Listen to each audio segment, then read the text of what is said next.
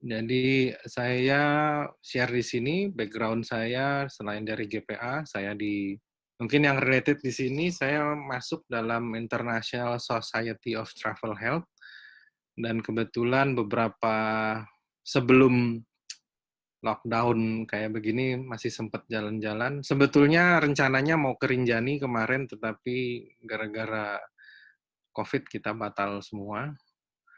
Semoga bisa cepat pulih.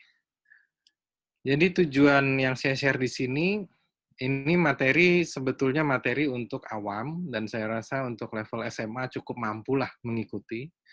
Tujuannya yang penting kalian bisa mengenal, mencegah, dan mengatasi masalah medis yang berdasar pengalaman itu yang paling sering kita temukan. Biasanya begini, kita tahu sekarang naik gunung itu gampang banget ya. Nggak kayak zaman dulu GPA itu ketemunya paling orangnya itu-itu aja. Tetapi, tetapi kalau sekarang itu kita banyak sekali tour operator yang membawa orang naik gunung cuman modal daftar, bayar, nanti mereka ajak naik gunung dengan peralatan yang katanya sudah disediakan semua. Saya sebetulnya kalau orang yang tidak punya pengalaman, sebetulnya saya nggak rekomen karena itu menjadi easy going traveler itu nggak cool, tapi full ya sebetulnya. Jadi bodoh karena seringkali kejadian kecelakaan di situ. Dan saya beberapa kali, saya kalau pergi juga kemarin masih tetap pakai tour operator karena uh, aturannya kan memang kita harus sebetulnya menggunakan guide lokal dan segala macam itu juga harus ada perhimpunan guide-nya juga. Tapi yang penting kita sendiri punya kemampuan. Nomor satu, kita punya basic dari persiapan fisik, pengetahuan, keterampilan, dan peralatan. Fisik, kalian anak-anak BPA kan di Latvis ya, pengetahuan diklat, dan ini salah satu pengetahuan. Hanya saja pengetahuan ini tidak terbatas pada kemampuan masalah medis, tetapi pengetahuan tentang lokasi, pengetahuan budaya, dan itu yang biasanya GPA agak kurang pelajari. Kita naik gunung tapi kita kadang nggak gitu mempelajari adat istiadat setempat. Padahal dengan itu kita bisa belajar banyak. Yang kedua, peralatan. Peralatan khusus buat GPA nih, saran saya mengikuti perkembangan alat-alat baru. Alat-alat naik gunung itu banyak banget yang sudah berubah ketimbang zaman dulu ya. Jadi dan itu menjadi peralatan standar. Contohnya mudah-mudahan sih kalian sudah ngikutin ya. Jadi misalnya survival blanket yang aluminium foil, terus matras juga dari aluminium foil, nggak dari busa lagi, nggak dari karet lagi, sebaiknya coba itu ya. Dan yang juga nggak kalah penting adalah masalah dari kepemimpinan dan kerjasama tim. Kepemimpinan tentunya kepemimpinan seorang pengurus ataupun anggota ketika dia diberi wewenang itu sangat menentukan keberhasilan tim.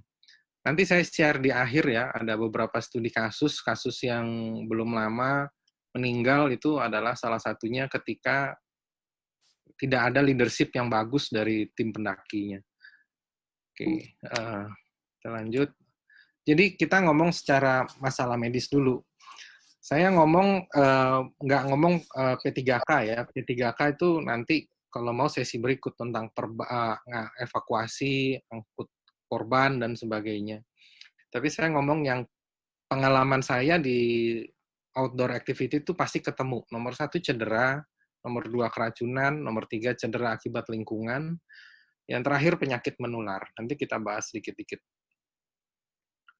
Jadi dampaknya ini biasanya kita anggap sepele, tetapi itu bisa membuat kegagalan dalam pendakian atau bahkan fatal. Kita tahu kasus hipotermi itu sesuatu yang berjalan dari satu hal kecil, tetapi lama-lama akhirnya menjadi titik kegagalan. Karena kita seringkali memikirkan targetnya adalah puncak. Sebetulnya salah, kita mendaki gunung itu, sampai puncak itu baru 50% perjalanan. Accident itu sebagian besar terjadi di perjalanan turun. Dari berbagai kasus kejadian kecelakaan di orang naik gunung, utamanya adalah pada saat dia turun. Karena tenaga sudah habis, keteledoran menjadi sangat tinggi, dan terburu-buru pengen pulang, dan itu berbahaya sekali sebetulnya. Nah, kita mulai ya dikit-dikit. Ini masalah pada mata. Biasanya benda asing alias kelilipan. Prinsipnya adalah kita keluarkan dari mata, tapi nggak boleh digosok, nggak boleh dikucek. Jadi caranya bilas dengan air bersih. Dan jangan pakai cotton bud, tapi pakai cotton roll. Cotton roll itu kain atau kapas dilinting ya, kayak ngelinting begitu, lalu dicolek. Kenapa nggak boleh pakai cotton bud? Karena cotton bud itu kan isi dalamnya kan plastik, itu kan keras. Sehingga bisa kecolok, bisa malah luka, lensanya bisa rusak. Tapi kalau cotton bud, itu paling tidak dia akan menyebabkan bengkok. Kalau ketekan sama mata kita sendiri, dia akan bengkok aja. Atau dengan air. Kalau air, prinsipnya itu kita dari sisi tengah ke samping. Jadi misalnya, ini boleh dilihat sambil saya peragakan ya. Misalnya kita yang kelilipan sebelah kanan, sini ya, maka kita miring ke sebelah sini, kita teteskan air dari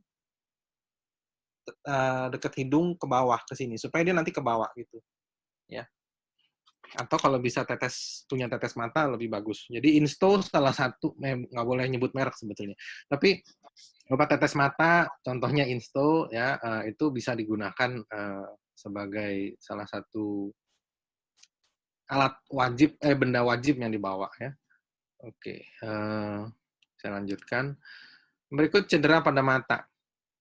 Cedera pada mata ini cukup bikin masalah ya, karena satu mengganggu penglihatan dan kedua ada periode di mana kalau terlalu lama kita bisa menyebabkan matanya rusak alias jadi buta. Salah satu kasus cedera mata yang paling sering adalah ketika kita berjalan beriringan dalam satu ekspedisi, di mana yang sering kejadian adalah ada sulur-sulur tanaman atau dahan yang nyangkut di ransel kita. Lalu ketika kita jalan itu akan seperti melenting ke orang yang di belakangnya.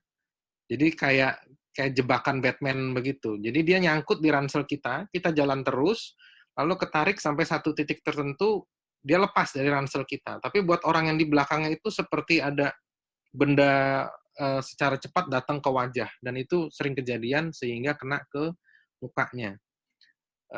Saya ingat itu dulu cerita DP di atas saya, kalau nggak salah di Ujung Kulon ada kejadian begitu ya.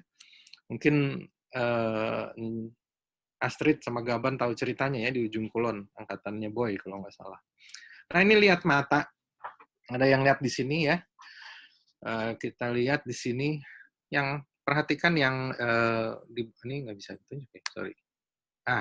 Coba itu perhatikan ya, itu ada semacam permukaan cairan ya. Jadi itu darah dalam lensa mata. Ini matanya kena gebuk, ya ditonjok lah. Ini sih kasusnya orang ditonjok gitu ya, atau kebentur matanya. Dan ini dampaknya ada perdarahan pada di dalam mata. Bisa kelihatan di situ ada semacam permukaan cairan berwarna merah, dan itu merupakan genangan darah di dalam rongga mata. Ini ada periode yang harus diuber, di mana harus cepat dibawa ke rumah sakit untuk dikeluarkan cairannya. Orangnya masih bisa melihat, penglihatannya belum terganggu karena belum sampai melewati garis yang hitam-hitam itu. Yang hitam itu kan titik sensor cahaya masuk, tetapi mulai nggak enak dia ngelihatnya. Pada waktunya nanti dia akan nggak bisa ngelihat. Yang berikut, konjungtivitis, ini bahasa medisnya radang pada mata. Bisa karena infeksi, bisa non-infeksi. Non-infeksi misalnya dia kelilipan tadi, atau ada alergi. Jadi orang yang punya alergi salah satu yang harus hati-hati ketika dia pergi outdoor, karena alergi serbuk sari misalnya, alergi debu, alergi debu itu sering jadi masalah ketika misalnya lewat di daerah yang kering ya, banyak serpihan-serpihan itu juga yang bisa menjadi penyebab iritasi pada mata. Intinya sih kita pastikan apakah ada kotoran pada mata, lalu kita bersihkan. Jadi nomor satu, pencegahan yang paling penting adalah menjaga kebersihan mata. Kita kalau matanya gatel, secara refleks kita mau kucek. Nah, itu yang harus dijaga banget, jangan. Karena tangan kita biasanya kotor. Ketika tangan kita kotor, kita kucek, malah tambah bermasalah matanya. Ya. Nah, kita cari penyebabnya. Kalau misalnya dia kemasukan benda asing, ya kita harus tetesin air bersih atau tetes mata. Jangan yang model ditiup-tiup gitu ya. Yang ditiup-tiup itu kadang-kadang malah tambah banyak debu masuk. Nah, ini kalau kita lihat ya, kita lihat itu merah apa enggak. Ini biasanya kita lihat kalau dia seperti ini kan banyak merah-merah di garis pembuluh darahnya. Yang kayak begitu biasanya ada reaksi alergi ya. Biasanya, nah ini yang juga sering asapnya api unggun. Asap api unggun itu juga sering membuat iritasi buat orang yang sensitif, bisa menyebabkan dia matanya bengkak. Matanya merah, keluar cairannya bening, belekannya bening gitu ya. Kita bisa pakai obat tetes mata buat netralisir, bisa juga dengan obat minum ya. Yang sering kalau kita dalam pendakian atau acara naik gunung adalah 3 ini, serbuk sari, kalau kita misalnya ngeliat padang bunga yang lumayan kering, serbuk sarinya yang ini, atau asap api unggun, atau debu. Debu tuh misalnya kayak debu yang kita nggak jelas ya, misalnya kita lagi di daerah savana atau kayak misalnya di Bromo aja. Di Bromo itu kalau pas lagi ada angin, debunya kan kemana-mana. Kemudian, nah ini sebenarnya kalau melihat alergi, ini agak nggak gitu jelas, tapi dia kayak benjol-benjol, di balik kelopak matanya itu agak benjol-benjol ya. Tapi buat kita yang di lapangan pada kenyataannya obatnya pakai satu aja, itu aja nggak apa-apa. Obat tetes mata yang mengurangi radang dan alergi biasanya ada, saya kalau buat merek ya saya sebut salah satunya Sendositrol, itu biasa saya bawa, tetapi penggunaannya juga harus nggak boleh terlalu sering. Yang berikut snowblind. Snowblind ini efek dari pantulan sinar matahari ya. Kalau yang banyak di luar, oh ya, tadi buat pencegahan itu, pencegahan kena debu juga saya anjurkan sebetulnya pakai kacamata ya. Jadi ketika kalau kalian itu tidak menggunakan kacamata, jadi kalau matanya masih normal, tetap kalau bisa bawa kacamata kalau lagi naik gunung, ya, buat perlindungan aja sih. Nah ini kalau snowblind itu karena pantulan sinar yang cukup intens ke mata. Contohnya, nah ini snowblind ya. Jadi mau di pantai ini bisa mau nggak pakai baju nggak apa-apa, tapi pakai kacamata yang penting. Ya, pantai salah satu yang cukup silau. Ya, kalau kalian yang kemarin, saya nggak tahu di ekspedisi kemarin, kalau jalan di pantai pada saat trik-triknya, kadang-kadang pantulan sinar matahari di pantai itu cukup menyebabkan mata lama-lama perih gitu. Ya, nah ini dulu, gila, gue kurus banget dulu ya. Ini dulu saya sama teman-teman saya di satu dataran tinggi Thailand, saya juga nggak pakai kacamata hitam, tapi teman saya satu-satunya orang bule ini kita lagi kelas di travel medicine. Yang satunya pakai topi, satunya pakai kacamata. Yang lain matanya perih banget, termasuk saya, karena dulu kita nggak ngerti. Jadi kacamata hitam buat pendaki itu semata-mata juga melindungi kita ya, nggak sekedar buat gaya doang. Yang berikut, hidung tersumbat. Hidung tersumbat ini bukan masalah sepele, karena kadang-kadang bikin kita susah napas. Kalau susah napas, kadang-kadang kita kurang oksigen, dan buntutnya seringkali kita jadi sempoyongan sendiri. Dan itu salah satu nanti yang menjadi salah satu penyebab acute mountain sickness. Okay. Biasanya orang-orang yang punya alergi atau sinusitis itu juga harus membawa obat itu, karena sangat menyebabkan hidungnya tersumbat dan nggak enak buat napas, sehingga ketika naik gunung, apalagi summit attack itu biasanya kan pagi, tengah malam, itu dingin, dan itu kalau kita menghirup oksigen aja susah, tenaga kita susah banget untuk naik. Oke, ada beberapa obat nanti bisa kita pakai. Nah, benda asing itu sering kejadian sebetulnya. Benda asing ketika kalian capek, ekspedisi, perjalanan capek, rebahan begitu aja di tenda atau di bivak, kadang-kadang itu bisa serangga masuk ke hidung. Dan itu saya udah pernah dapat kasus kayak begitu ya. Kalau dia masuk ke hidung, lumayan berbahaya. Dan pernah juga dapat kasus lintah masuk ke hidung ketika dia tidur. Becek, dia ngeletak saking kecapeannya. Maka sebisa mungkin kalau tidur itu hidungnya tertutup. Nah, kalau udah kadung masuk, tutup lubang hidung sebelah, buang napas keras-keras dari yang sebelahnya, atau pakai pinset. Pinset ini salah satu alat juga yang perlu kalian bawa ya. Pinset itu sangat kepake kalau ada kemasukan duri, ada benda asing atau serangga masuk ke hidung ataupun ke telinga. Oke. Mimisan. Nah, mimisan prinsipnya ini tekan 10 menit, kompres dingin, duduk dengan posisi kepala menunduk ya. Jadi jangan begini. Ini yang salah. Jadi kepala jangan malah didangakkan atau dipencet tetapi kepalanya mendangak ke atas, tetapi harus posisinya menunduk. Menunduk kayak begini, duduk, menunduk. Jadi darah biarkan keluar dari hidung. Kalau dia mau keluar, keluar. Jangan dibuat darah tidak keluar dengan dia malah masuk ke dalam paru-paru lagi. Itu malah bisa menyumbat napas dan nggak bisa napas dengan normal ya. Duduk, pencet pangkal hidung 10 menit. Kalau ada es, tempelin es. Ya. Sakit telinga, ya biasanya infeksi. Tapi kalau orang naik gunung yang paling sering itu adalah serangga masuk. Serangga kadang kecil tapi sangat mengganggu. Yang sering kena masuk serangga selain pada saat tidur adalah ketika kita jalan malam menggunakan senter atau headlamp. Ya, itu biasanya serangga-serangga akan ngerubung mencari sinar. Apalagi kalau jalan malamnya dalam kondisi gerimis atau hujan.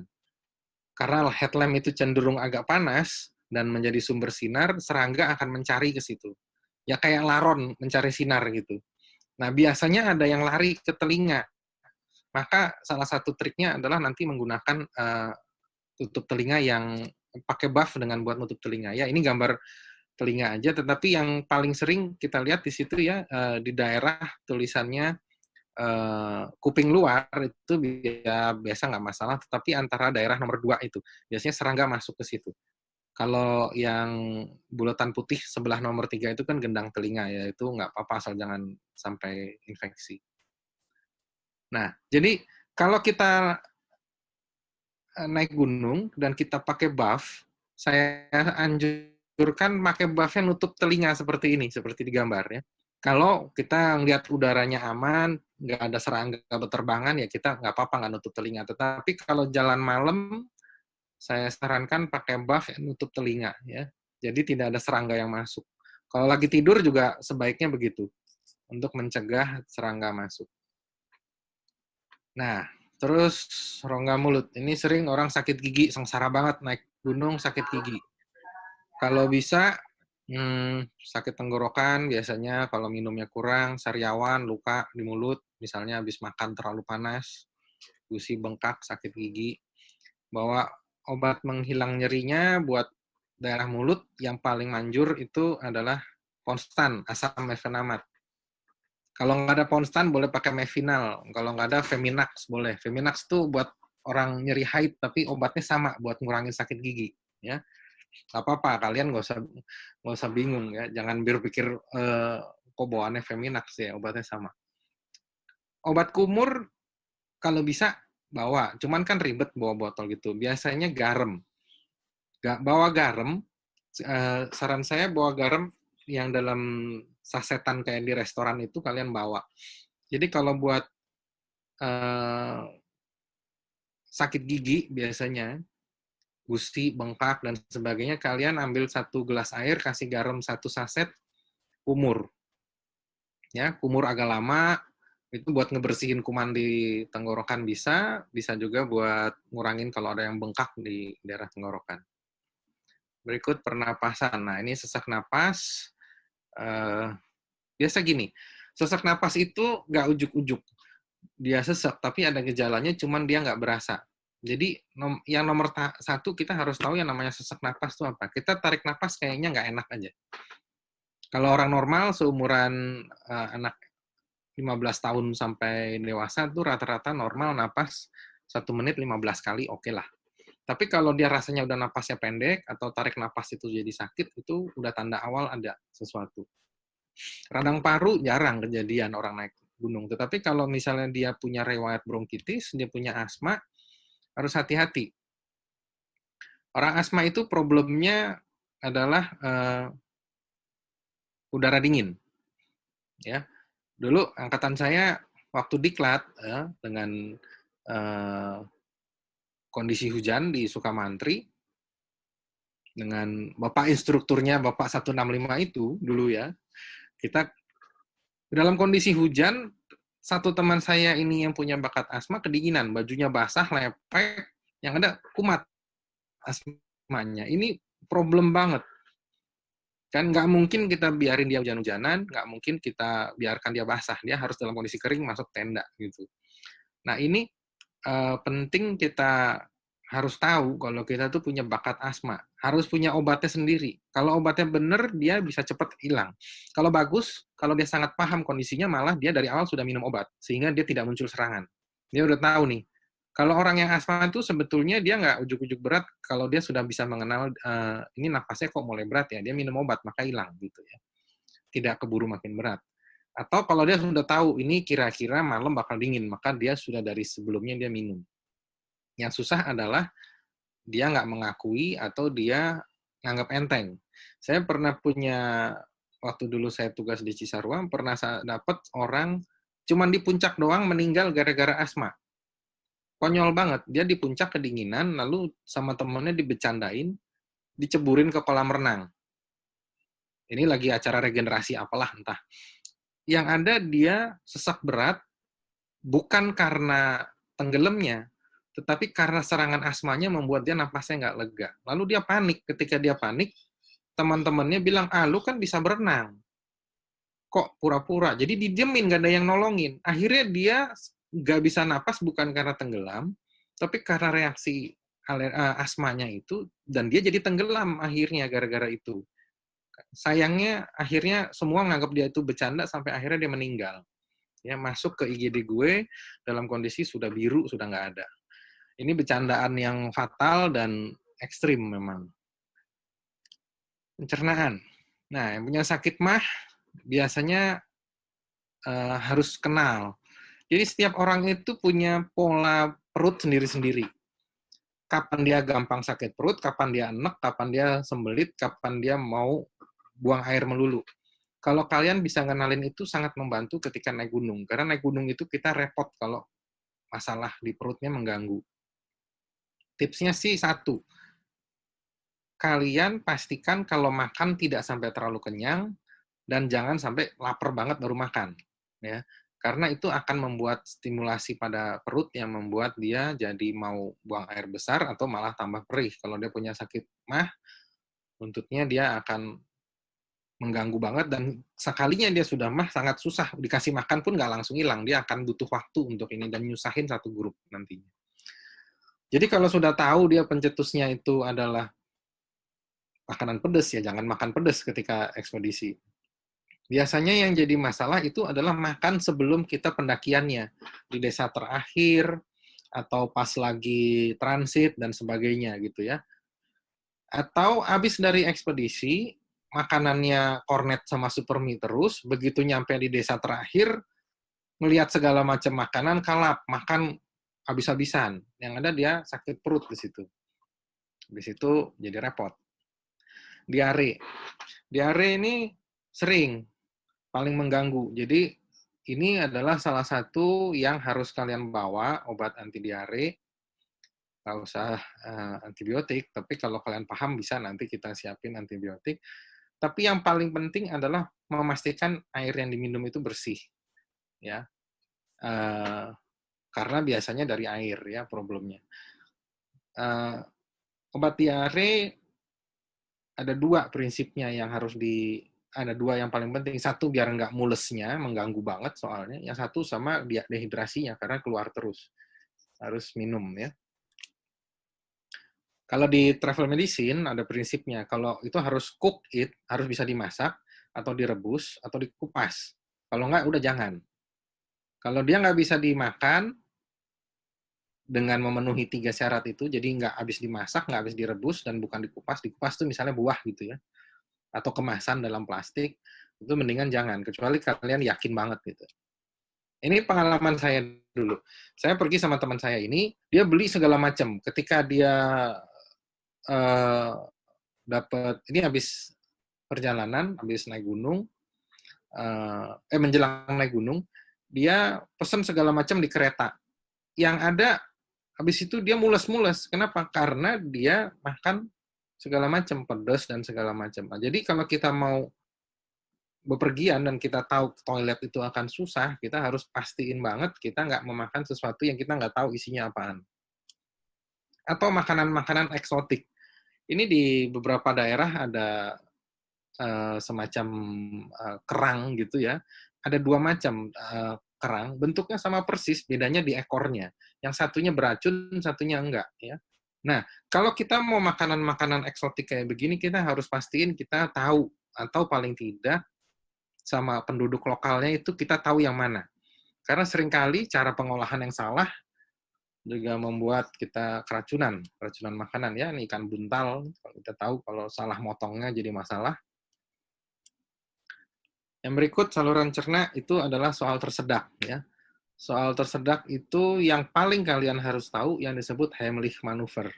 Ini adalah untuk mencegah mengatasi tersedak. Kita lihat di gambar bagaimana posisi tangannya. Posisi ini, kepalan tangan ini, ya, yang sebelah sininya, itu ditempel di bawah, persis di titik pertemuan rusuk paling bawah kanan dan kiri. Ya, terus turun sedikit, sehingga dia bisa masuk. Itu ulu hati kalau bahasa awamnya. Ya. Dari belakang tekan. Tekannya harus nyentak, dan ke arah atas. Karena, jadi dia agak miring ke atas, ya. Jadi dia arahnya ke atas gitu. Karena dia tujuannya nyodok ke atas. Nah, contohnya kayak begini. Kalau orangnya dia seperti yang menolong itu lebih pendek, pilihannya adalah dua. Yang itu dia, yang orang yang tersedak itu harus kakinya nggak menjejak, jadi agak melorot, atau dia suruh rebahan lalu dorong ke arah berlawanan ya dengan dua tangan dorong begini di arah seperti yang digambar, yang gambar sebelah kanan ya, dorong ke atas. Kalau cara lain ya, ini gambar yang lain tadi sama aja. Kalau bayi tepok ya punggungnya, tepoknya agak keras nggak apa-apa. Kalau bayi ya kita, atau kalau anak kecil kita yang turun kakinya. Berikut saluran kencing. Saluran kencing itu, yang perlu diperhatikan begini. Saluran kencing sering jadi masalah buat orang naik gunung kalau misalnya dia celananya basah seharian. Atau dia habis masuk kali yang kerendam pinggang ke bawah gitu. Kan kotor tuh cairannya. Kadang-kadang kotor membuat infeksi pada lubang lubang kencing atau di daerah lipatan-lipatannya itu. Gejalanya ya dia nyeri saat kencing, sakit pinggang. Kalau udah sakit pinggang berarti sudah naik ke ginjal. Nah, warna urin itu kalian perhatikan warnanya masih normal apa enggak. Kalau udah ada darah, ada keruh, nah itu udah sesuatu yang pasti udah agak lebih lanjut. Kulit, dermatitis kontak, yang penting pencegahan. Nah, ini salah satu yang perlu kalian bawa juga adalah salep ngurangin alergi sama obat alergi. Ini satu kasus ya, ini kali biasa, ada kebo itu pada berenang di situ. Lalu kita menyusuri sungai itu, dan orangnya, ini kaki ya, pergelangan kaki. Setelah menyusuri kakinya bintil-bintil kayak begini. Nah, jadi ini di beberapa daerah, ini sih kejadiannya di Thailand ya, tetapi pada beberapa daerah di Indonesia, di Sulawesi itu ada juga, ada binatang-binatang di air sungai yang bentuknya kayak cacing-cacing kecil-kecil. Ini pakai mikroskop elektron hasilnya kayak begini. Ya kayak lintah kecil-kecil banget, nggak kelihatan. Tapi kalau dia nempel ke gigitin kaki kayak begini, gatel banget. Dan itu masuk ke dalam kaki. Ya. Jadi salah satu triknya sebetulnya kalau kita habis masuk ke air, kita pastiin juga cepat dibersihkan kalau bisa. Atau kalau kita muncul begini, ya kasih obat. Yang berikut ini siku tangan. Beruntusan, nggak bisa, sakit banget ini. Ini dia habis nyender, kena semut api, gara-gara habis nyender di sini. Ini lagi jalan di hutan, yang lihat tumpukan tanah begini, dia duduk dekat situ. Ini sarang semut ya. Ini isinya semut semua. Jadi kalau ngeliat gunduk, nah ini yang kejadian juga. Ini bentuknya kayak batu, ternyata ini tanah sarang semut ya. Jadi begitu dia duduk, keluar semua semutnya. Ini juga sarang semut. Bentuknya tinggi. Di daerah-daerah yang kayak begini, semutnya bisa sampai sarangnya segede begini ya. Nah, ini yang berikut, mudah-mudahan kelihatan ya. Ini kayak garis merah di tangan. Nah, ini yang sering.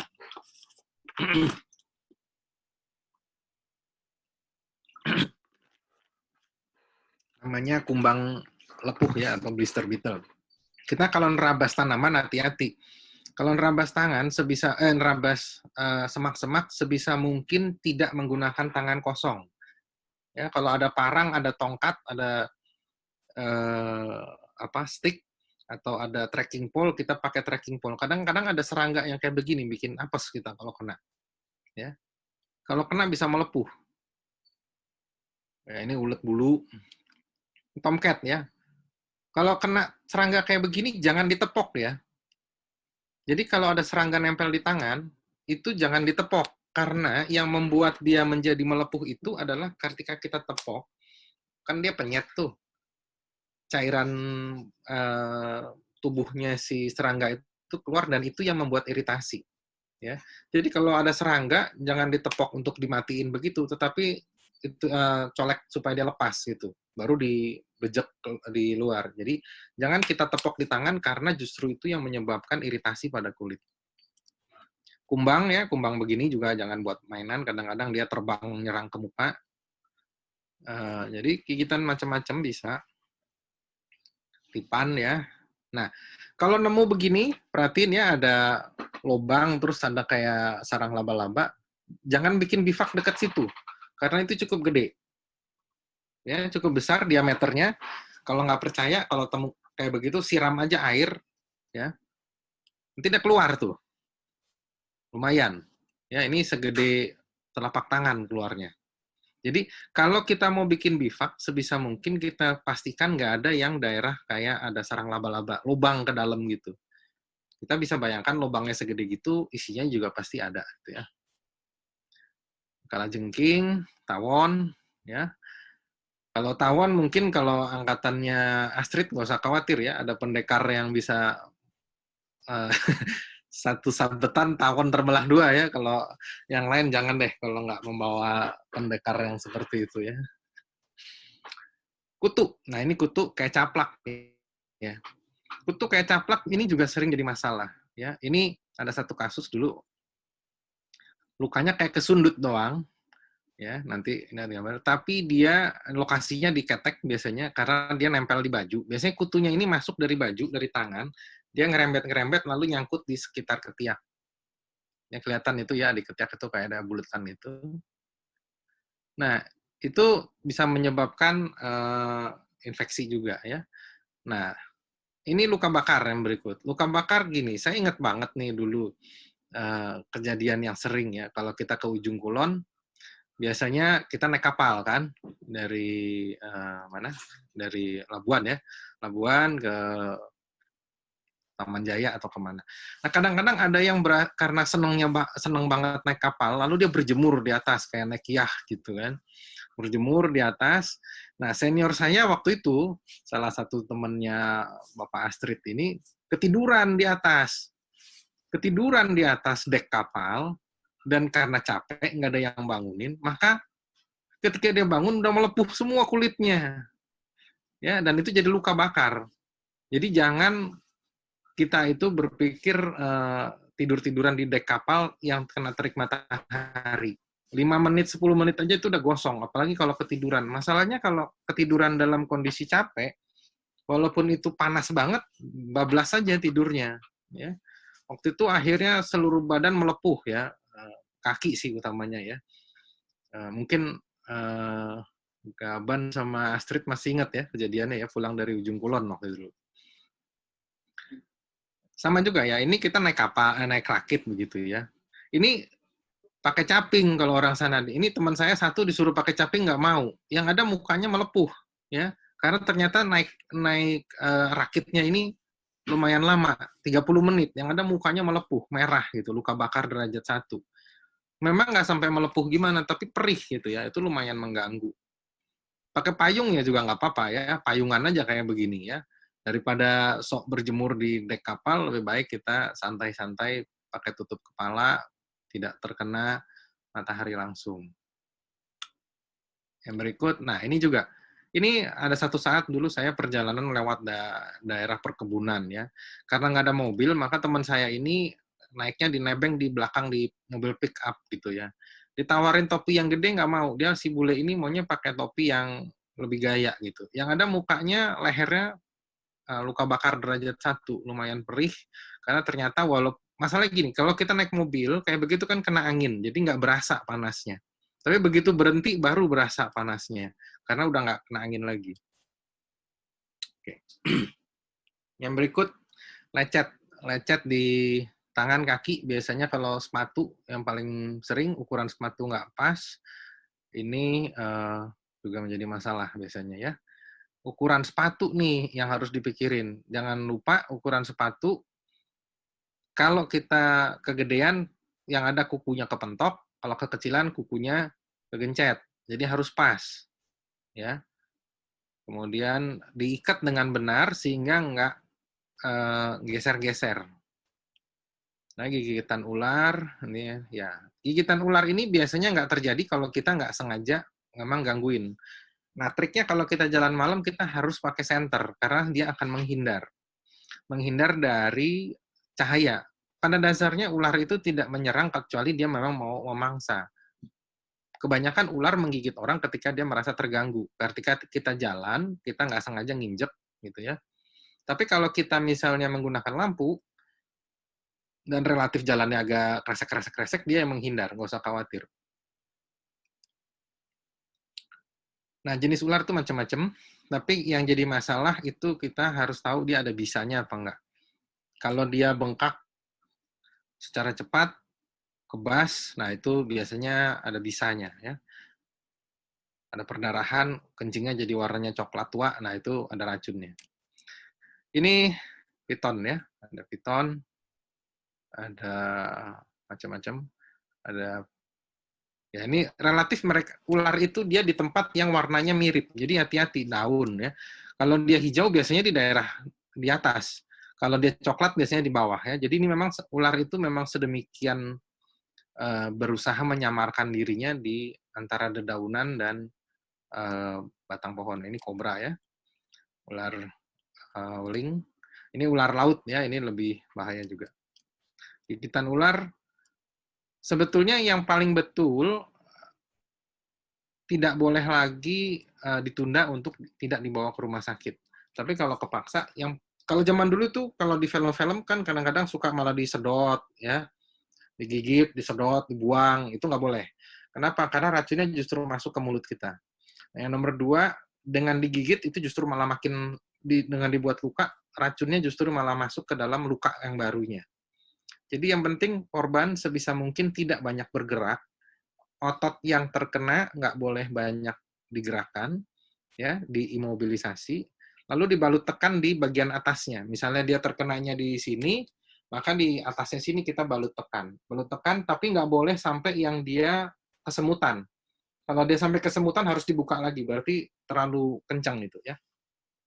Terus bawa ke pertolongan luar.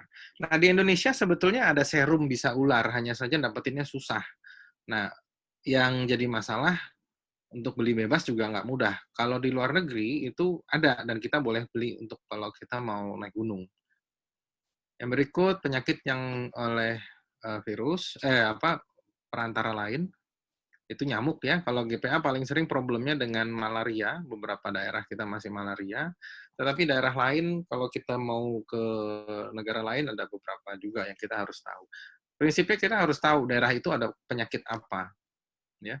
Nah, kayak jenis malaria tuh kita sebetulnya tiap daerah berbeda. Kita malaria yang di ujung kulon dengan malaria yang di Sumatera dengan Papua mungkin nggak sama persis. Seharusnya pencegahannya berbeda. Tetapi karena kita keterbatasan ya jadinya obatnya doxycycline sama Rexokin aja tiap kali. Dan itu memang bikin mual banget sebetulnya. Yang paling dianjurkan sebetulnya pakai kelambu karena efektivitas obat pencegahan juga sudah menjadi pertanyaan, banyak yang nggak efektif juga. Nah, repellent itu, sorry, ini saya tunjukin, saya liatin di sini ya. Ini repellent saya beli di luar ya. Ini dari luar ini lumayan. Cuman nggak mudah mencarinya di Indonesia. Kadang-kadang ini repellent ini, selain dia itu bisa buat nyamuk, itu juga lintah dan pacet lumayan ngurangin. Ya. Penyakit infeksi. Nah, ini cacingan. Biasanya nih yang paling jadi masalah tuh ketika kita pergi adalah cacingan. Maka salah satu yang saya anjurkan kalau kita lagi traveling ke outdoor, di mana makannya pasti jorok, saya anjurkan minum obat cacing. Ya, 1 kali aja nggak apa-apa. Tengah-tengah atau paling nggak nanti seminggu sekali gitu minum obat cacing. Obat cacingnya yang tablet. Ya. Ini bisa dilihat di sini ya. Ini yang namanya cacing pita. Ini yang di sebelahnya itu tuh yang naik turun itu ya ini si cacing pitanya. Berapa meter tuh bisa dilihat ya. Cacing pita yang kayak begini biasanya ada di daging sapi sama daging babi yang kurang masak, kurang mateng ya kalau dimasak. Dia masuknya sih sedikit, tapi nanti dia tumbuh di dalam tubuh kita. Masuknya sih cuma setitik doang. Tapi dia akan bertelur di dalam tubuh kita sehingga di dalam kita akan ada begituan. Okay. Nah, yang berikut, nah vaksin. Penyakit infeksi ini ada beberapa yang sebetulnya kalau kalian memang sering pergi ya, atau memang niatan memang jadi traveler, itu vaksin-vaksin yang hepatitis A sebisa mungkin didapat, ya itu biasanya kalau dulu anak tuh kecil kita nggak dapat dari orang tua kita ya bisa diberikan.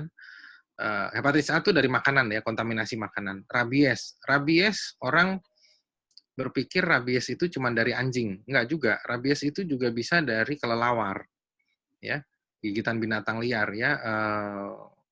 Kucing liar juga bisa, rabies juga bisa ya. Nah, rabies itu pada beberapa daerah bahkan bisa menular kalau itu dia bukan digigit, tetapi pada kelelawar yang kena rabies, kalau kita dalam kalau caving atau kita pergi ke satu gua, kadang-kadang ada beberapa tempat tuh yang isinya gua dan ada sarang kelelawar gitu ya.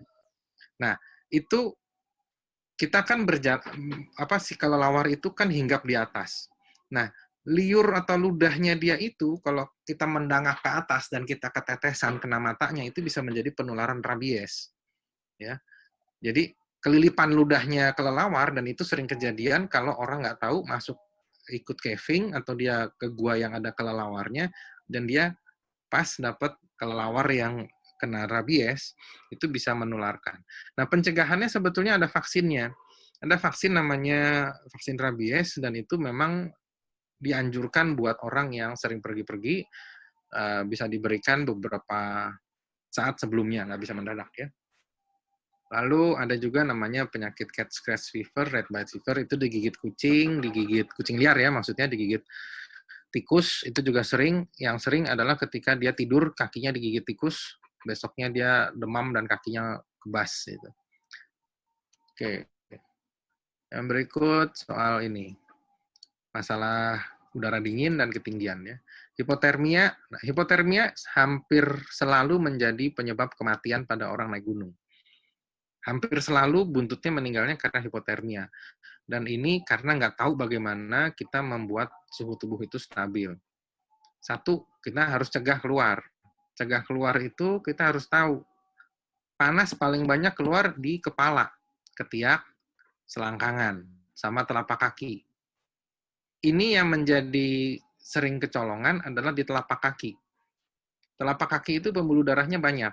Jadi, kalau kaki kedinginan, walaupun badannya nggak gitu kedinginan, seluruh tubuh akan cenderung kedinginan. Sebaliknya, sebadan kepanasan, tapi kakinya adem, kita akan ngerasa lebih adem. Kalau nggak percaya, bisa dicoba gini. Kalau lagi kedinginan, rendam kakinya pakai air hangat. Pasti berasa hangatnya cepet. Atau kebalikan.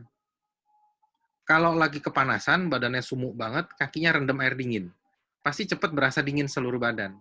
Karena pembuluh darahnya banyak dan dia muterin ke seluruh tubuh. Ya.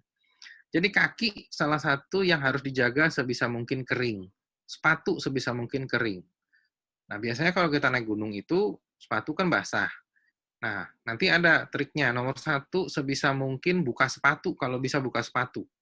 Keringin kakinya, ya. Terus pakai dilapis plastik. Sekarang kalau peralatan naik gunung ada tuh kaos kaki waterproof, udah ada. Saya udah pernah lihat kaos kakinya waterproof, jadi kalau dia pakai, dia relatif tidak tembus air ya, tapi cukup hangat. Terus yang kedua, kalau disuruh selain kaki, yang dijaga sebisa mungkin kering adalah daerah selangkangan. Jadi kalau disuruh pilih nih, misalnya nih, suruh pilih, kalau raincoat kan ada celana, ada atasan. Kalau suruh pilih salah satu, pilih raincoat yang bawahan, yang celana. Lebih mendingan bajunya, badannya basah, kan, gampang kering, ketimbang celana dalamnya yang basah. Itu susah banget untuk membuat suhu tubuhnya lebih naik kalau itu ya. Makan minum yang dingin. Makan minum sesuai itu ya. Jadi kalau lagi panas ya minum yang dingin, lagi kedinginan minum yang hangat.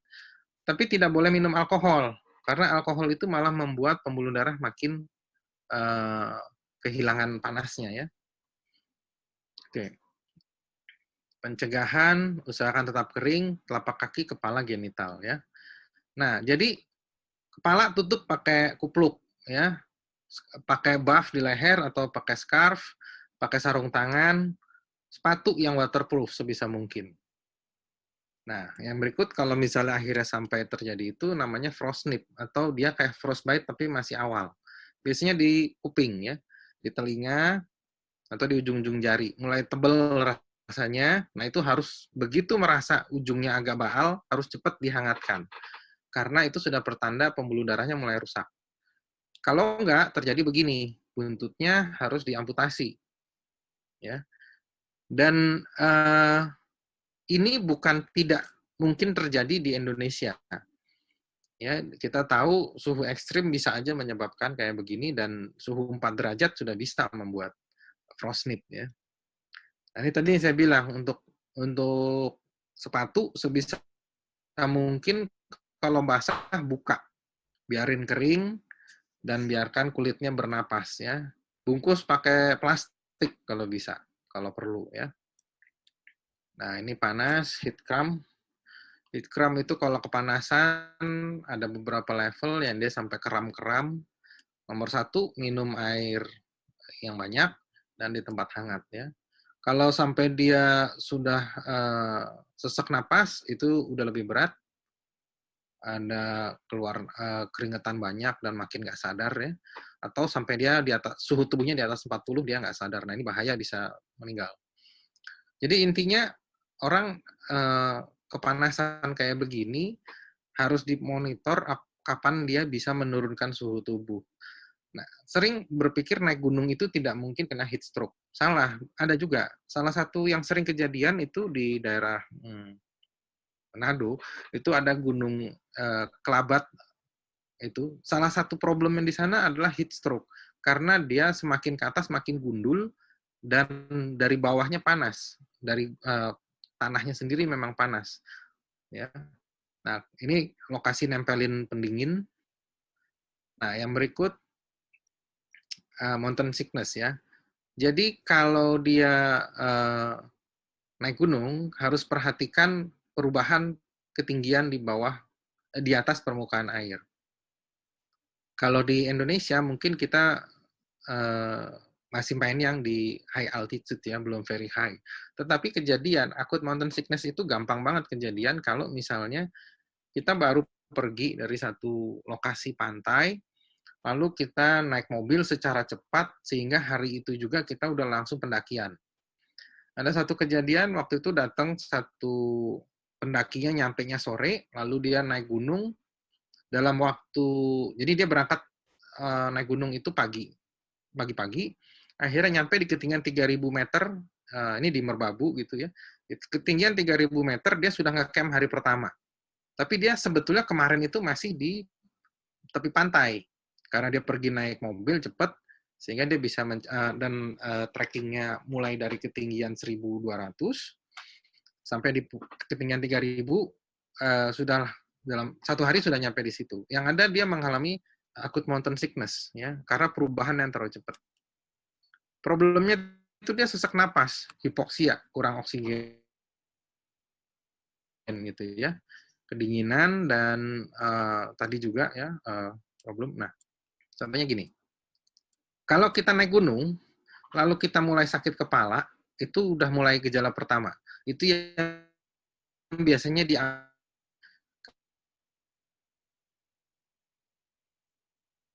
itu tadi saya bilang dari 2.500, 2.700 itu sebetulnya udah mulai sakit kepala, mulai nyut-nyutan itu kepala, itu sebetulnya sudah masuk gejala dari akut mountain sickness. Gejala pertama sakit kepala. Nah, itu harus ngurangin kecepatan naiknya. Aklitimasinya harus dipertimbangkan lebih lama ya. Jadi ngecampnya harus ada proses untuk menyesuaikan diri. Nah, ada obatnya, tetapi memang kita nggak bisa sembarangan kasih, kadang-kadang malah tambah berbahaya juga. Tapi yang paling harus dilakukan adalah kalau dia nggak bisa bertahan, harus turun.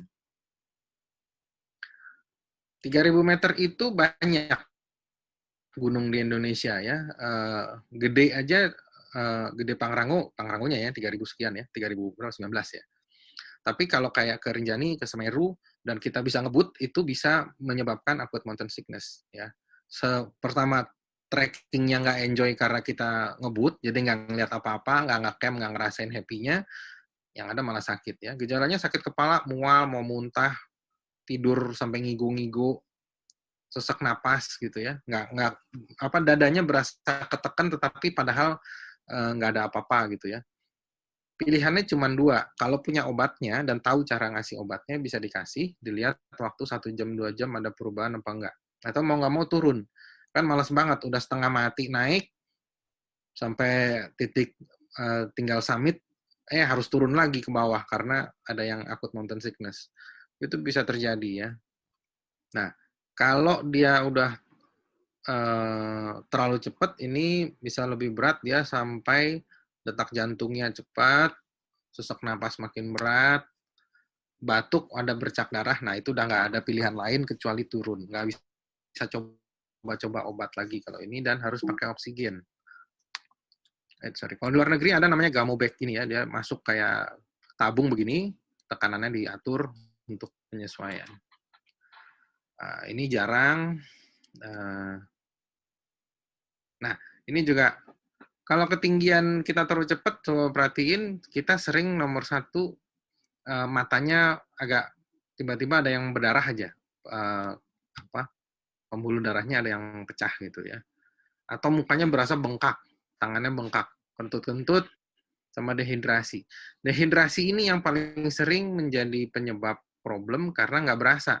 Kan dingin soalnya, males minum. Ya. Nah, yang berikut, kalau ada luka biasanya kalaupun kecil harus dipastikan bersih, ditutup ya. Kasih antibiotik, salep antibiotik salah satu yang harus dibawa, antibiotik minum juga bawa juga kalau bisa, dan dibersihin. Kalau nggak kayak begini, ini lukanya kan kecil ya, lukanya kecil doang, ini codet doang di jempol. Tapi karena waktu dia luka itu nggak dibersihin, yang dia tuh masuk ICU, kejang-kejang, tetanus. Ya, ini orangnya nggak sadar, padahal lukanya cuma segitu doang. Tapi itu menjadi tempat kuman masuk dan dia menjadi masuk ICU waktu itu. Yang berikut, motion sickness. Motion sickness itu nggak cuman mabuk perjalanan yang biasa kan di kapal laut, bis, tapi naik gajah begini juga bisa bikin mabok ya, karena goyang kanan kiri, muntah-muntah juga kadang-kadang.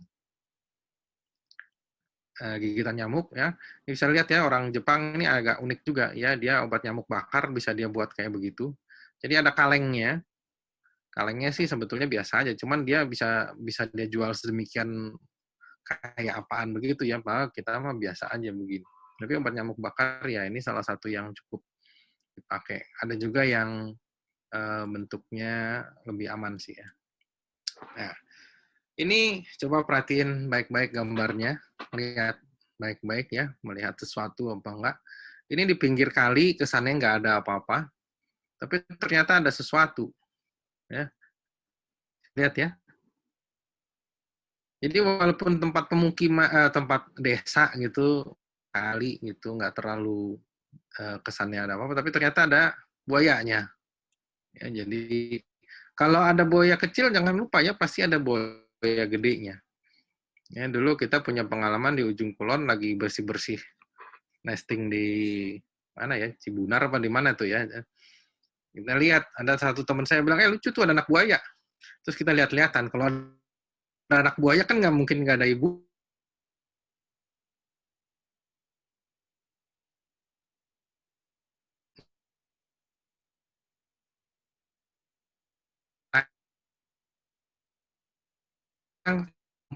Di rumahnya di rumahnya numpang setempat. Kalau dia mungkin udah biasa ya di tempat kayak begitu, di tempat jorok kayak begitu ya. Karena kita harus bisa menyesuaikan diri, tapi juga dengan menjaga kebersihan. Contohnya kalau kayak Kerinjani, gitu tahu kan, ada beberapa tempat ya rumahnya rumah panggung ini. Di bawah ini kadang-kadang banyak babi berkeliaran ya. Hati-hati. Karena kotor, jadi kita nggak hati-hati makan di situ.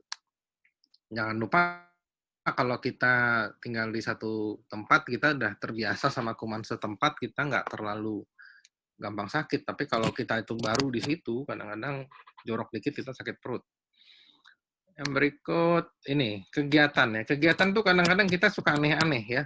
Foto manjat-manjat ya. Ini teman saya manjat-manjat begini akhirnya kepleset kakinya kesleo. Yang ada jadi masalah. Cuman gara-gara dia mau ambil foto, dia manjat dengan kayak begini. Akhirnya resiko jadi masalah.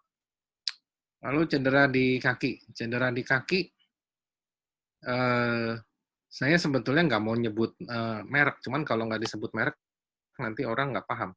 Jadi ini ada yang namanya satu obat yang suka dipakai secara salah oleh awam, namanya trombopop. Ya, kalau pernah dengar. Biasanya ada banyak tuh orang-orang yang pikir kalau memar, bengkak, itu dikasih trombopop. Itu salah ya, justru tambah bengkak. Trombopop itu yang disebut namanya antikoagulan krim. Dia justru mencegah pembuluh darah untuk menutup bengkaknya. Jadi kalau misalnya ada cedera, nomor satu ya tetap diistirahatkan, kompres es, ditekan, dibebat, sama diangkat. Kalau mau dipakai obat analges penghilang nyeri seperti Voltaren, Counterpain ya nggak apa-apa, tapi jangan pakai trombopop. Nah, ini yang kita suka nggak begitu perhatikan. Kita penyakit pribadi, kita nggak aware, atau AM anggota caang itu nggak lapor, medical check up sebisa mungkin betulan diperiksa, bukan sekedar surat dokter yang sehat nggak diperiksa cuma di tensi doang. Ya di mana-mana juga banyak begitu. Tekanan darah dan segala macam itu memang satu hal, tetapi sebisa mungkin kita lebih maju untuk tidak sekedar di tensi doang. Kalau dia punya kelainan paru-paru, punya kelainan ginjal, ya kita harus awal hati-hati. Persiapan. Nah, ini ada satu hal yang saya selalu kita secara organisasi itu kita harus punya izin kegiatan, karena selalu menjadi masalah kalau izin tidak dilengkapi itu biasa ada aja. Dan kita melakukan yang disebut risk assessment. Kita menilai resiko segala macam kegiatan, sehingga kita tahu kita perlu apa aja. Nanti pada acara berikut kita bisa ngomongin deh, bagaimana menilai resiko kegiatan. Lalu, cari tahu lokasi dan nomor kontak fasilitas kesehatan terdekat. Nomor telepon puskesmas, nomor telepon rumah sakit terdekat ketika kita mau ekspedisi ke situ. Punya catatannya, punya titik-titiknya, ya. Obat dan alat nanti kita bahas pada acara berikut. Nah, dari berbagai macam penyebab kematian di gunung, nomor satu itu adalah hipotermia. Hipotermia yang sering tuh begini, dia ditinggal sendirian. Jadi ketika naik gunung, ada satu orang dia hipotermia, teman-temannya nggak mau kehilangan summit kan, maka satu orang itu disuruh jaga tenda, tenda base camp, yang lain naik. Dia sendirian di tenda, ya. Belum lama ada kejadian kayak begitu. Jadi dia disuruh jaga tenda dalam kondisi hipotermia tanpa ada yang jagain. Ketika turun, temannya udah mati. Karena hipotermia kan dia dengan gejala halusinasi, dia nggak bisa makan, nggak bisa apa. Nggak cukup cuma ditaruh di tenda gitu loh. Kecuali dia sudah teratasi hipotermianya. Jadi kalau meninggalkan base camp, itu kalau dalam kondisi tidak sehat, nggak boleh cuma satu. Harus ada yang sehatnya gitu ya.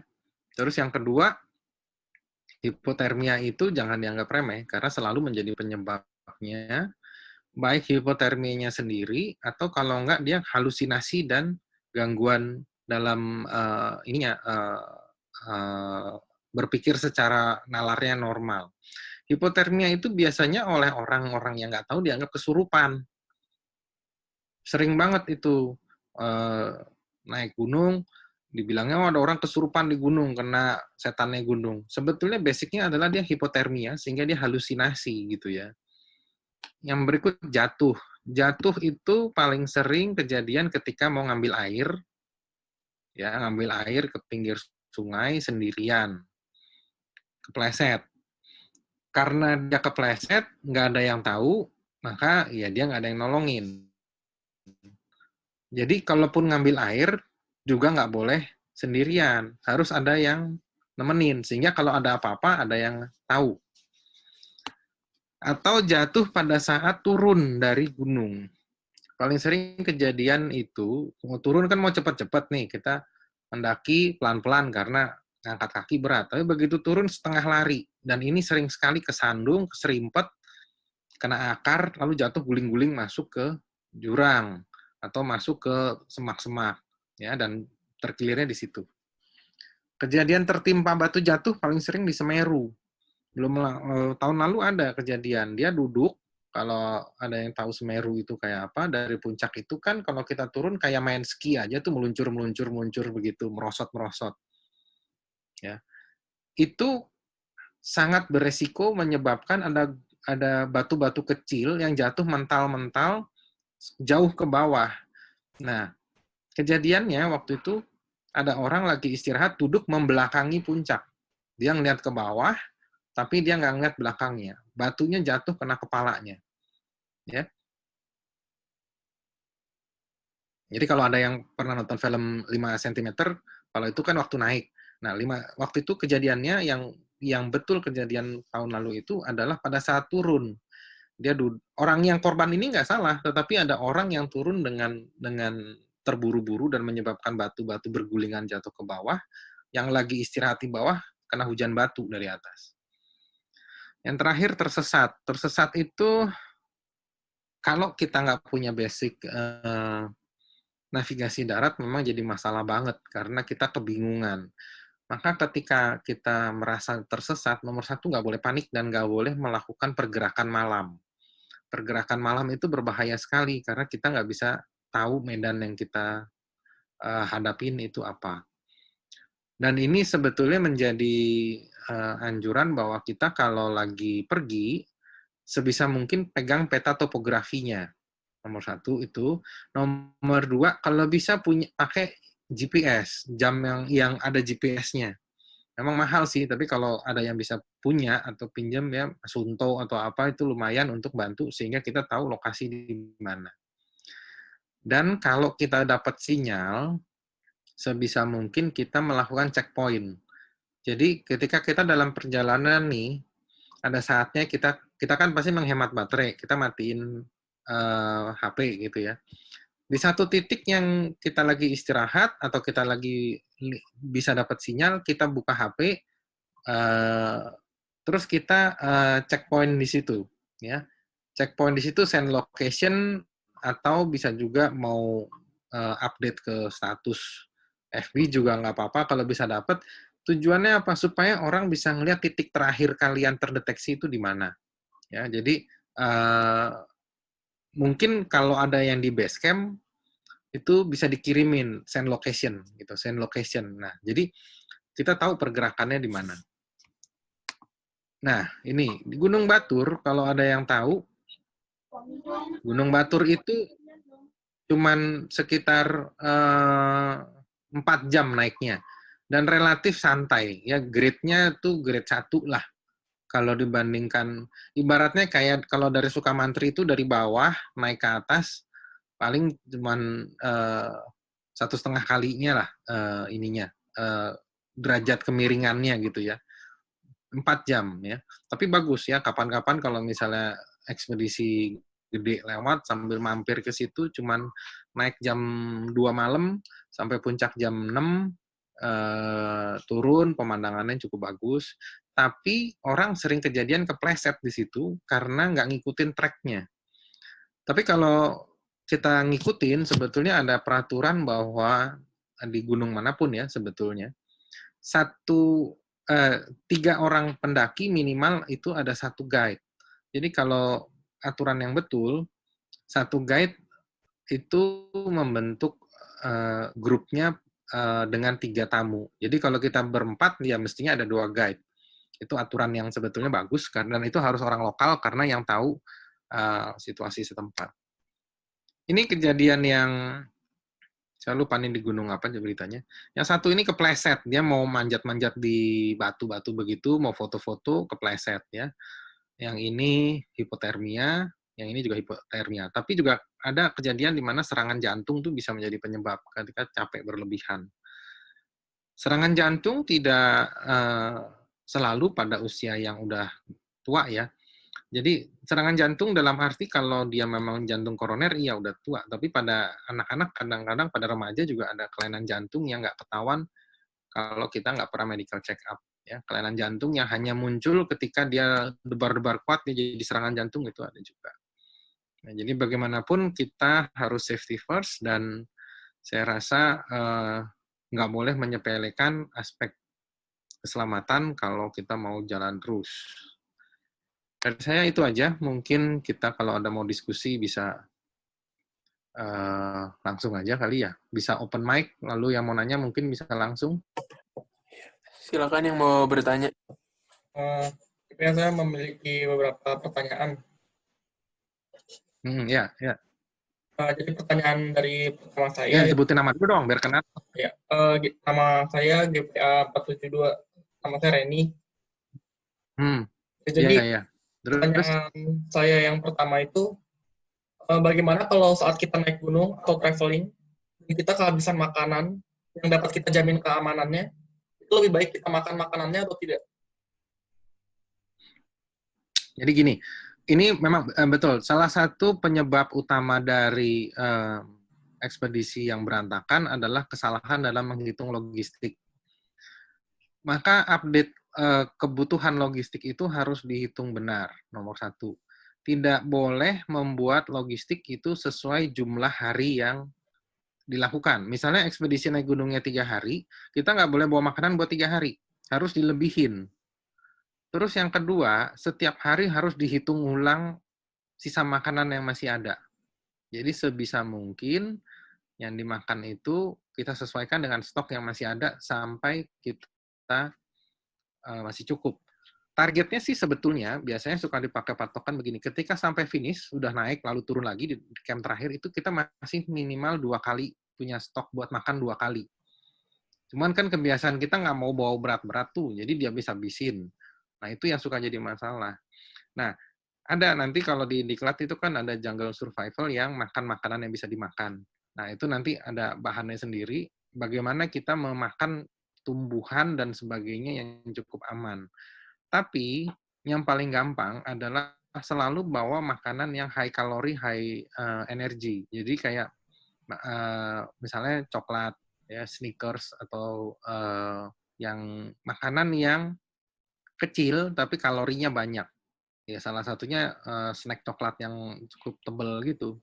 Nah, tapi dalam makannya juga kita nggak boleh makan dengan perhitungan bahwa ini pasti kita akan aman kecuali kita sudah di pos terakhir.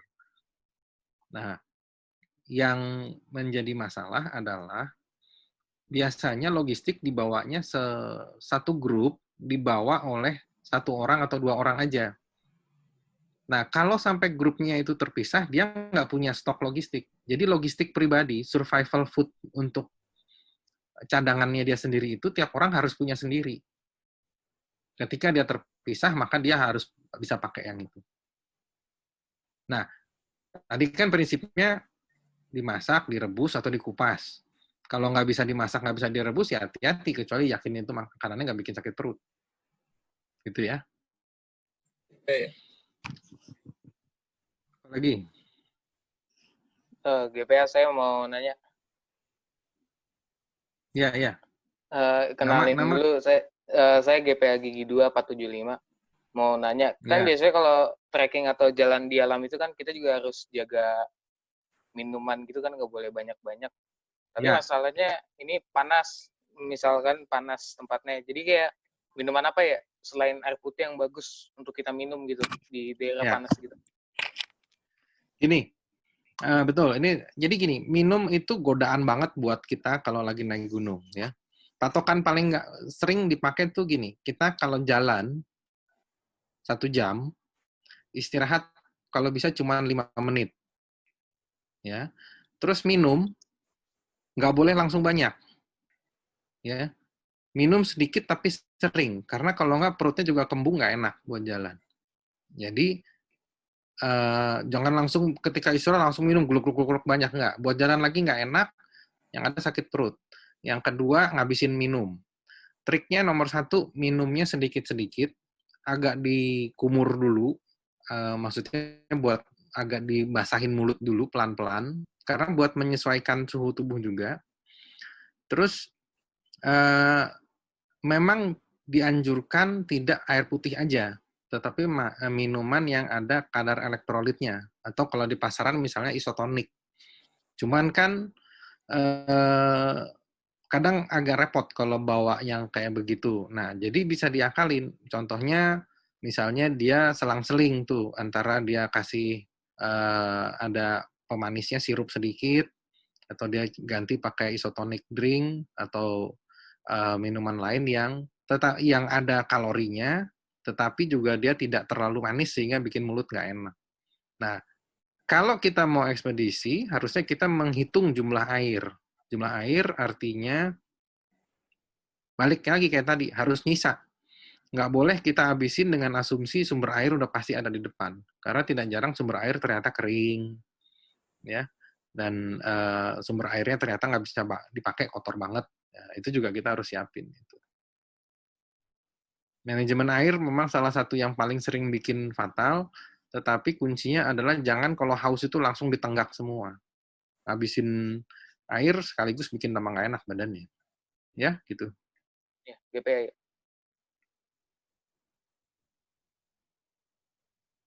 Ada lagi? GPA saya mau bertanya. Saya GPA 473 Gerabak. Saya ingin bertanya, kalau pertolongan pertama luka bakar saat kita berada di alam itu apa ya? Luka bakar kena matahari atau api? Oke. Sebenarnya ini untuk luka nanti sih ada sesi berikut nih. Cuman garis besarnya sih nomor 1, kalau luka bakar derajat 1 itu kan karena sinar matahari, ya dia harus diademin, dialirin air, disiram dengan air atau air yang dingin, mengalir ya, supaya panasnya keluar. Tapi nanti detailnya itu ngomongin luka, dan ini di yang berikutnya aja karena sekalian ya. GPA Nanti ya. di depan. Apa lagi? Ada yang mau bertanya lagi?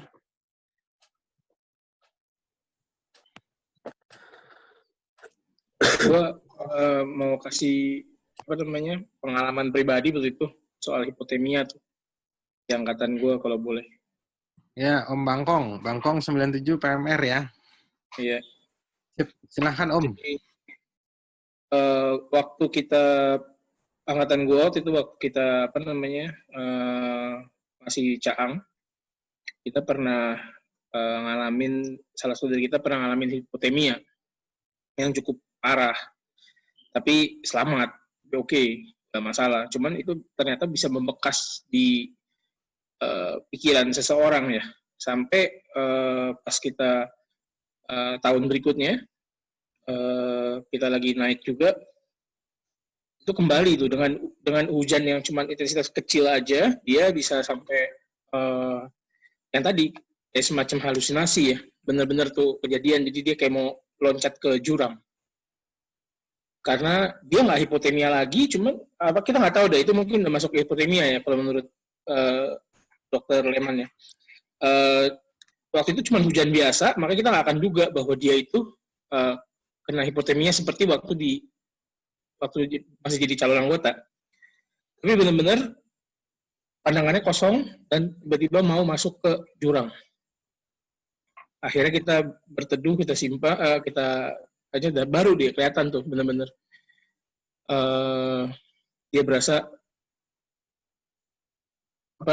udah bukan dirinya gitu. Jadi maksud saya emang hipotermia itu bisa ini juga ya, bisa bisa dapat kembali gitu walaupun ya waktu itu sih kita kaget juga gitu bisa sampai 2 kali padahal kita udah mencoba mencegahnya orang yang sama. Saya pikir mungkin ada pengaruh gak ya ke mentalnya juga gitu karena dia udah pernah kena gitu jadi teringat lagi masa-masa waktu dia kena itu sehingga mendorong. Pertanyaan saya itu sih. Sebetulnya sih kalau saya nggak bisa pastiin ya, tetapi sebenarnya satu faktor psikologis ada. Terus yang kedua mungkin bukan murni hipotermia kalau dia dalam kondisi nggak terlalu kedinginan, tapi dalam kondisi itu mungkin dia hipoglikemia juga, jadi kadar gula darahnya turun sehingga dia agak-agak ngaco gitu ya. Terus yang kedua mental itu atau secara psikologis dianya sendiri udah agak-agak parno dan jadi gampang kejadian memang kayak begitu. Memang ada beberapa orang yang sangat mudah untuk mengalami hipotermi, ada beberapa orang yang relatif lebih susah. Kalau ada riwayat hipotermi memang harus hati-hati sih, berarti dia punya satu titik lemah di situ. Cuman memang kalau udah sampai gangguan perilaku tuh agak-agak serem tuh, karena seringnya masuk jurang. Kejadiannya ngelindur, jalan, mau masuk jurang ya. Itu biasanya serem banget ya itu memang.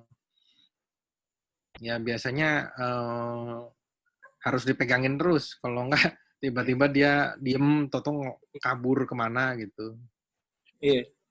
Waktu itu awalnya juga ya saya bisa bagiin tuh. Awalnya kenapa? Karena bikin bivak kurang bagus. Waktu pertama kali kita masih caang ya, bikin bivaknya dia tuh bivaknya terendam. Jadi waktu hujan di Sukamantri, bivaknya jadi danau dan dia di dalam bivaknya. Jadi bayangin selama berapa jam itu dia tidur di gunung Sukamantri di Salak pakai diselimuti sama air.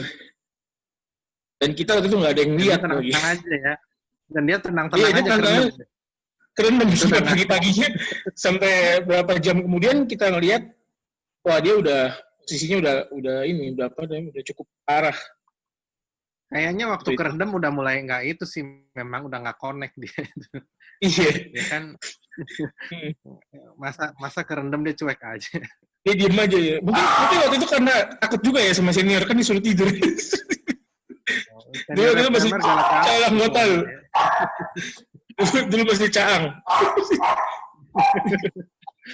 Senior GPA baik-baik soalnya.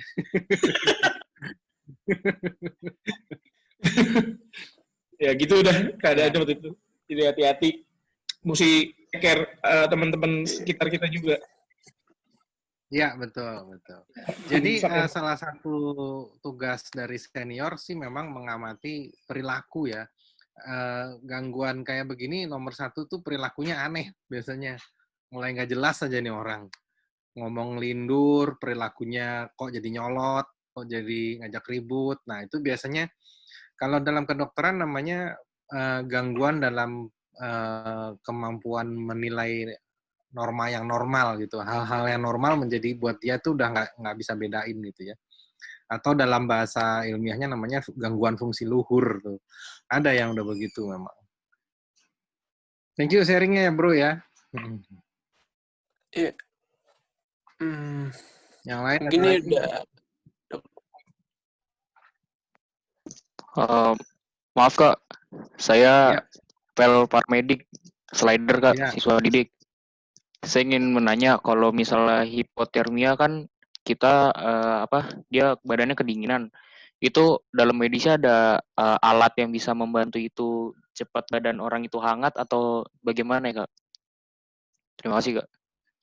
Ya, kalau secara medis kita sih kalau settingan rumah sakit kita ada namanya thermal blanket ya.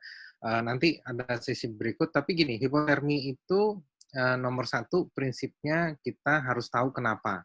Kalau dia karena kedinginan, maka kita buang hal yang menyebabkan dia kedinginan kan. Misalnya bajunya basah, dia harus dibuka bajunya, ya. Jadi daripada dia pakai baju basah nempel terus, lebih baik bajunya itu dibuka, lalu dia nggak pakai baju, lalu ditutup pakai plastik misalnya gitu. Ini salah satu barang yang harus dibawa, namanya ada aluminium foilnya yang untuk survival blanket. Kalau beli di Tokopedia, Bukalapak itu cuma 10.000. Bentuknya kayak sleeping bag, tapi dari kertas aluminium. Kalau dilipat gedenya paling segede kartu remi lah kira-kira segitu, tapi lebih tipis. Itu harus dibawa memang. Itu menjadi salah satu peralatan personal, baik untuk dirinya sendiri maupun buat nolong orang. Jadi itu memantulkan panasnya dia sendiri. Lalu dari dalam kita coba bantu dengan kasih minum yang hangat, ya. Kalau obat sih relatif nggak ada, tapi dia harus minum atau makan sesuatu yang hangat, dan dari luar dicegah pengeluaran panasnya dengan cara itu panas tubuhnya dipantulkan dengan aluminium. Kayak dipepes lah jadinya. Kira-kira gitu sih biasanya. Sumber dia kehilangan panasnya itu yang juga harus dicari. Apakah kakinya basah, apakah celana dalamnya basah. Kalau yang lain biasanya kan kelihatan kepala atau badan kelihatan. Itu sih ya. Baik Kak, terima kasih Kak. Mungkin nih udah lewat waktunya ya Dok. Mungkin pertanyaan yang belum tersampaikan bisa di sesi selanjutnya mungkin. Oke, dari saya itu aja. Saya serahkan kembali ke moderator. Thank you semuanya. Ya, ini diklat kesehatan dalam perjalanan sudah selesai. Mari itu kita menutup dengan dalam doa. Doa akan saya pimpin dalam agama Katolik. Dalam Bapa, Putra, dan Roh Kudus. Amin. Dan Tuhan, terima kasih karena Engkau telah menyelesaikan diklat kesehatan perjalanan ini. Kau berkati Tuhan agar materi yang diberikan Dr. Martin bisa tersampaikan dalam diri kami dengan baik. Dalam itu kami berdoa mengucap syukur. Amin. Dalam Bapa, Putra, dan Roh Kudus. Amin. Terima kasih, Dok. Ya, thank you. Nanti kita atur jadwal berikut. Selamat PAT ya besok ya. Semoga sukses. Makasih, Los. Terima kasih, Dok. Yo, thank you.